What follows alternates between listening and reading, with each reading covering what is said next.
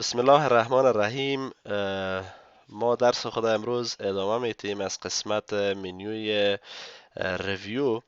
منیوی ریویو بسیار یک منیوی جالب است و کارهایی که میکنه اساسا بالای متن است و ای که ما بر علاوه متن ما داکومنت خود توسط زیاد تا میتونیم که محدود بسازیم از دسترسی افراد دیگی که از داکومنت ما میخواین استفاده بکنن.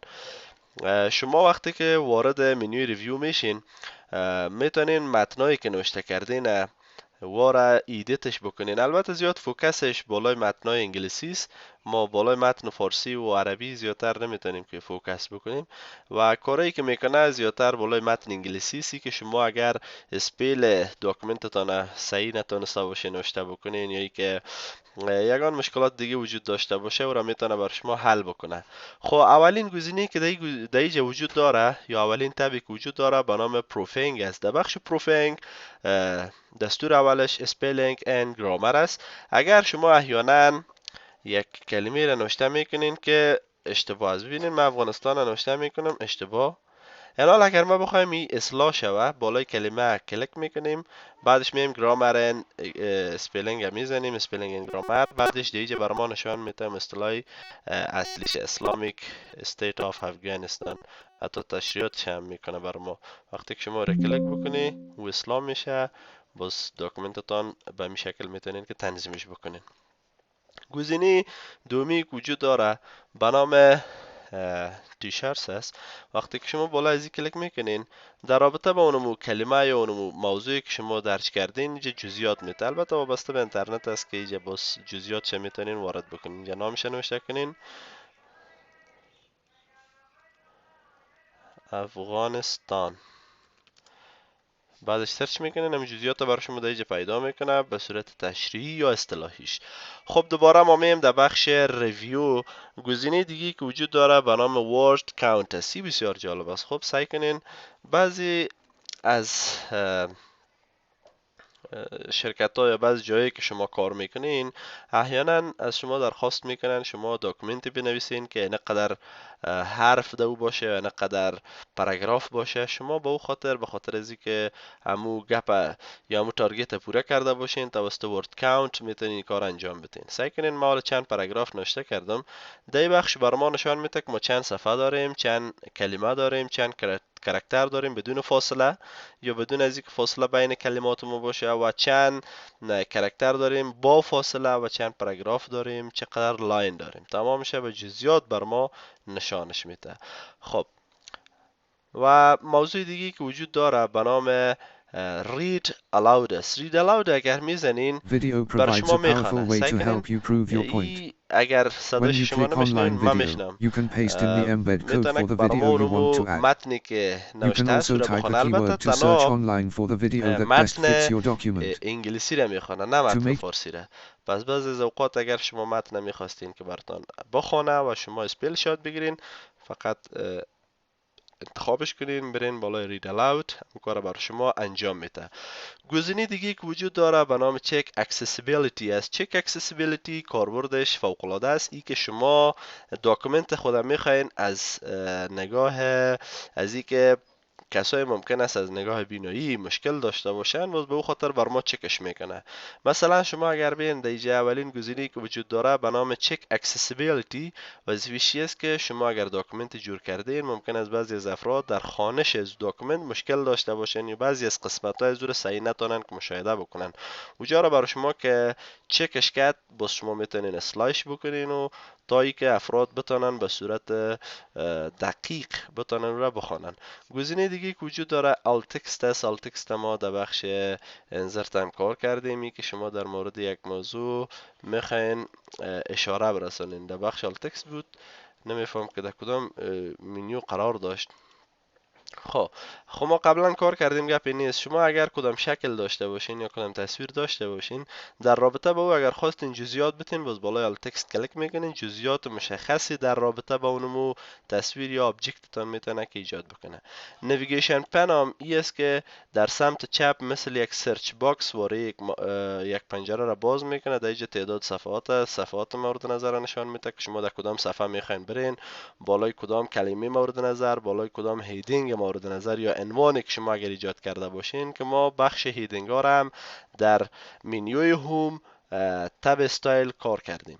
خب حالا دوباره مییم در بخش ریویو. بعد از نیویگیشن موضوعی که وجود داره فوکس است. فوکس وظیفه‌ش چیست که شما بتونین فوکس بکنین با خود داکومنت. مثلا ما اگر اینجا بخوانم این رنگای چهار طرف بر ما مزاحمت میکنه، این قسمت های بالا مزاحمت میکنه، ممکن است که در قسمت پایین یگان تصویرکای دیگه باشه که مزاحمت کنه.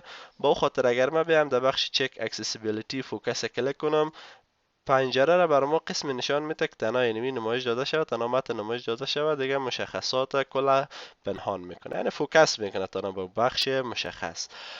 خب پس اسکیپ هم میزنیم که از اوجه خارج شویم. گزینه آخرش هم به نام آپشن اکسسیبیلیتیز به صورت پیشرفته تر. شما از بخش آپشن که در منوی فایل وجود داشت و ما او را اصلا سرش گپ نزدیم، اگر شما خواستین باز اینجا به صورت پیشرفته میتونین که در بخش اکسسیبیلیتی از نظری که مشکل بینایی مردم حل شود در داکومنتتان اونمو را میتونین که اسلاید برین برش.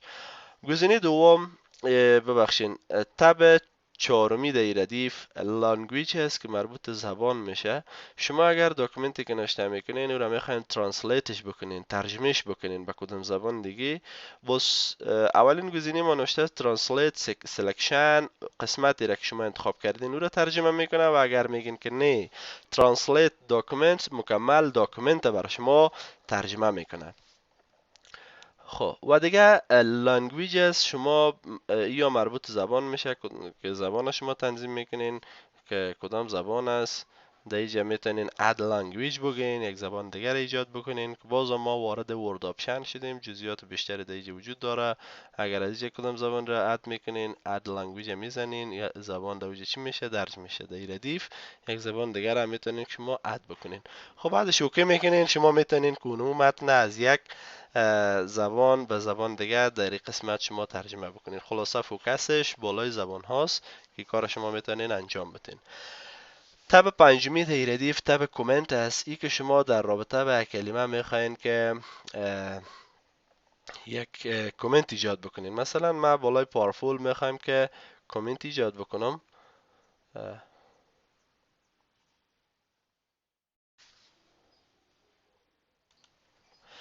مثلا ما میم بالای کلمه پاورفول میخوایم یک کامنت ایجاد کنم.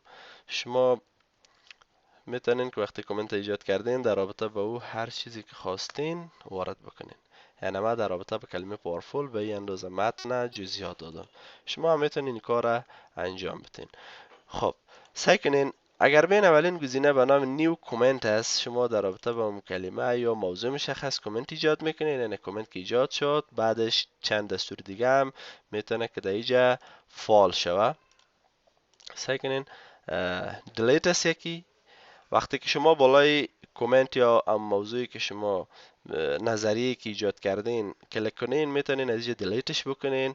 میتونین بالای کامنت بعدی برین، بالای کامنت قبلی برین، جزئیاتش ببینین. اگر بعضی از اوقات کامنت بر شما نمایش نمیده، باز در بخش شو کامنت که بزنین کامنت سه بر شما چی میکنه نمایش میده.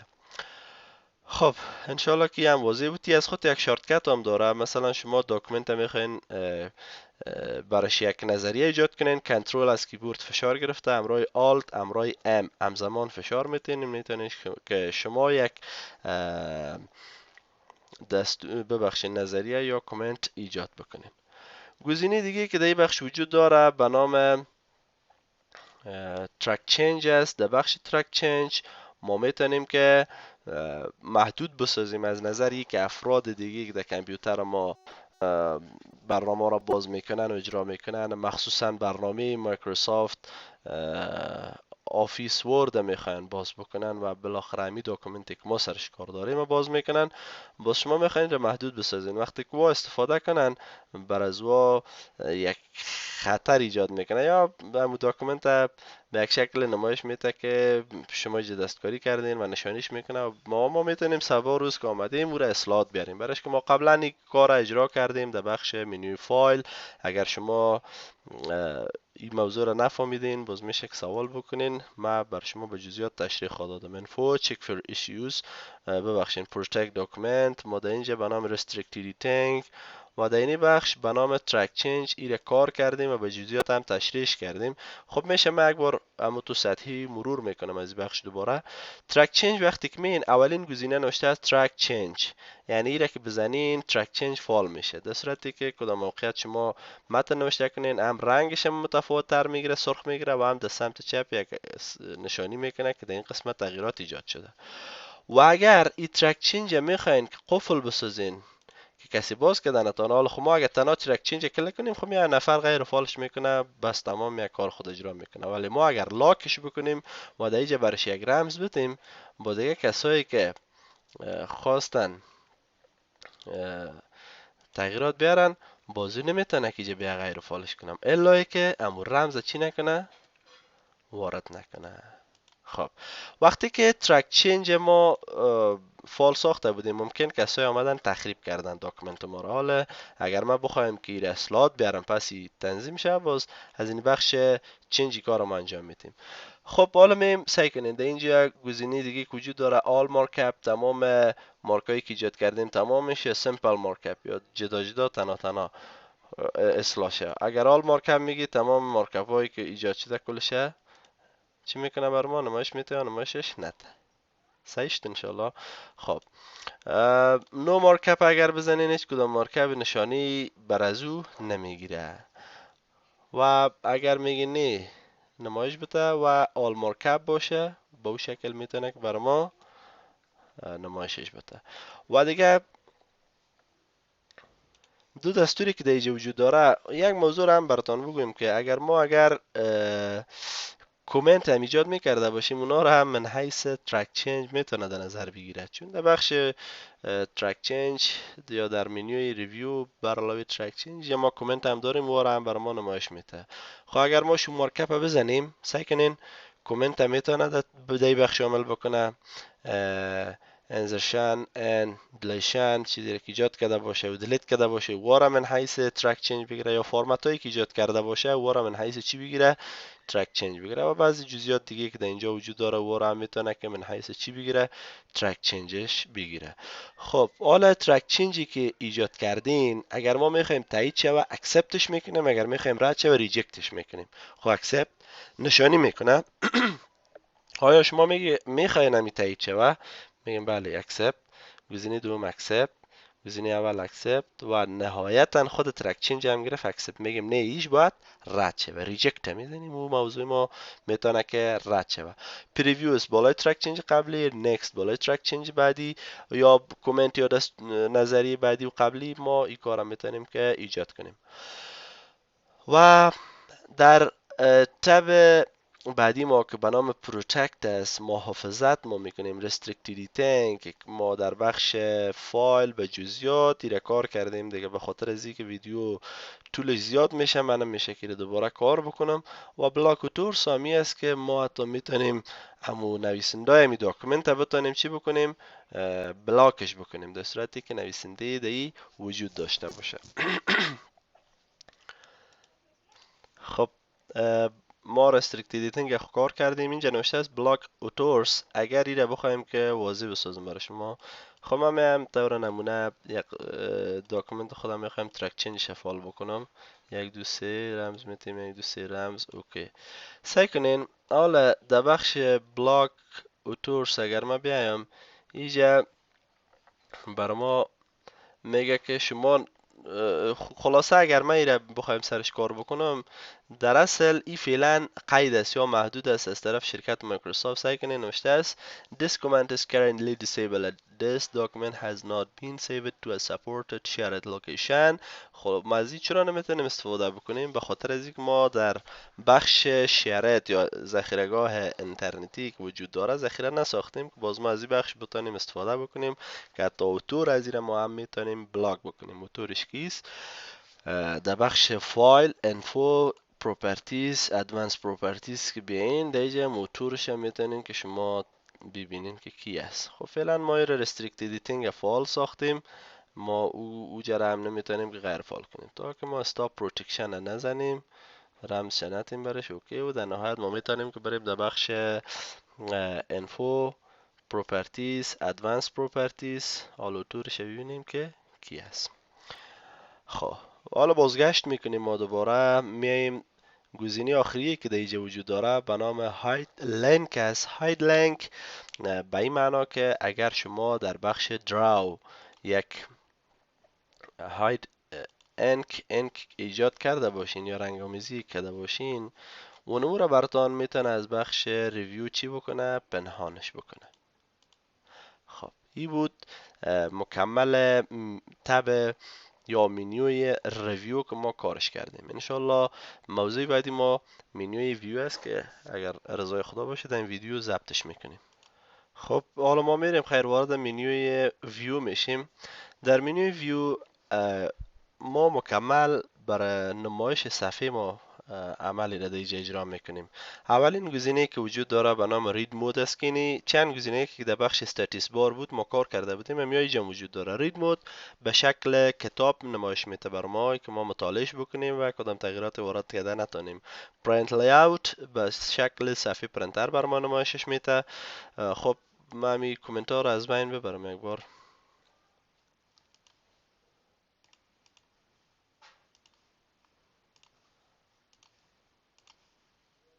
خب حالا میم در بخش ویو پرینت لیاوت نمایش میده بر ما. وب لیاوت به شکل صفحات اینترنتی بر ما نشانش میده.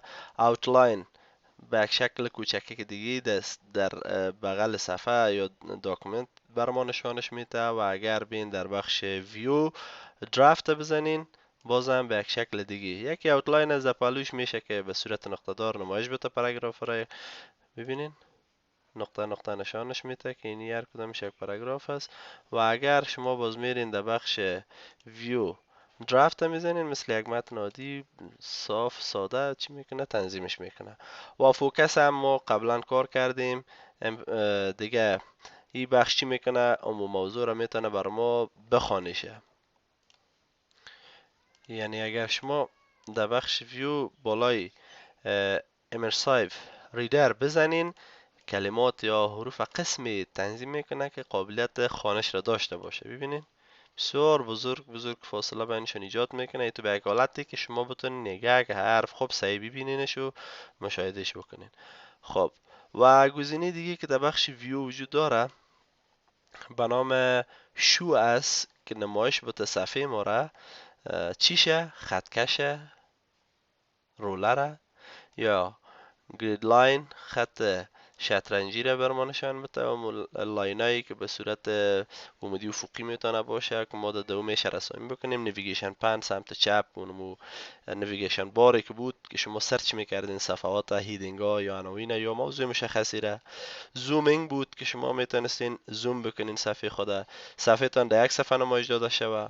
یا مالتیپل پیج اگر تعداد زیاد است به چند صفحه نمایش داده شود. پیج امرای به شکل برش یعنی به شکل صفحه نمایش داکومنت براتون نمایش داده شود. و سمت راست اگر بین در بخش ویندو در اینجا چی میکنم این تب اساس کارش بالای داکومنت ها است. اگر شما همزمان دو داکومنت باز کرده باشین یا چند داکومنت باز کرده باشین بازی بخش کاربردش است که شما میخواین که یک ویندوی جدید براتون به نمایش بیاد. ببینین یک نمایش یا ویندوی جدید از اونم داکومنت که قبلی که بود براتون ایجاد کرد.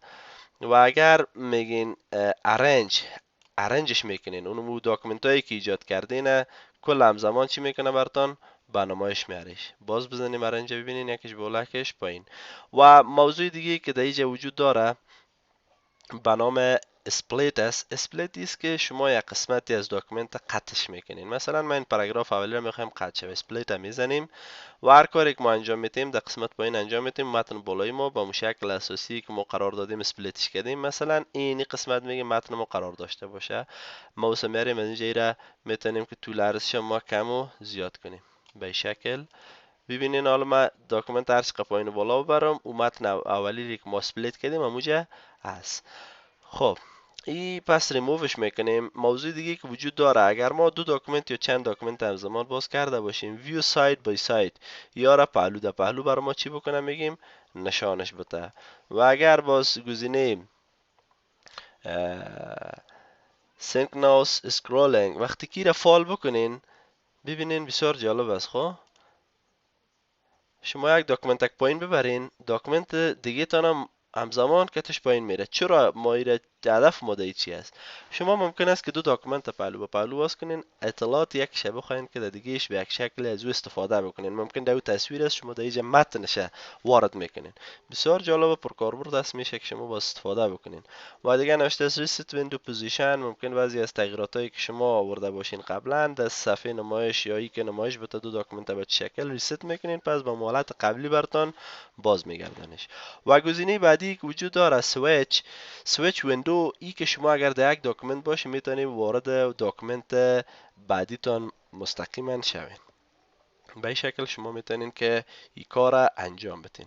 و گزینه آخر هم بخش هلپ است. شما در بخش هلپ میتونین که کمک هایی که نیاز است در رابطه با داکومنت دریافت بکنین. هلپ میزنین، موضوع مورد نظر خود تایپ میکنین و سرچ میکنین. و اگر کانتکت سپورت و ارتباط میگیرین با یک شخص ارتباطی که در شرکت مایکروسافت هست، میتونین ارتباط بگیرین، فیدبک کدام نظری دارین یا شو ترینینگ آموزش هایی که وجود داره را هم میتونین شما از اینجا مشاهده بکنین و دریافتش بکنین. خب تشکر، بخیر باشین. انشاءالله که ویدیویی که ما ساختیم، ویدیویی که در رابطه به برنامه مایکروسافت آفیس ورد بود، مورد پسندتان بوده باشه. خب به خاطر حمایت شما ما تلاش کردیم که ویدیویی را بسازیم که مورد پسندتان باشه و در میدان کاری بتونه شما را کمک بکنه. و شما هم به خاطر حمایت ما میشه که کانال را سابسکرایب بکنین تا ما بتونیم ویدیوهای بعدی در رابطه به برنامه های بعدی را ایجاد بکنیم و نظر به درخواست شما ویدیویی را بسازیم که مورد پسندتان بوده و در میدان های کاری بتونین از اونها استفاده بکنین. وقت خوش، بخیر باشین.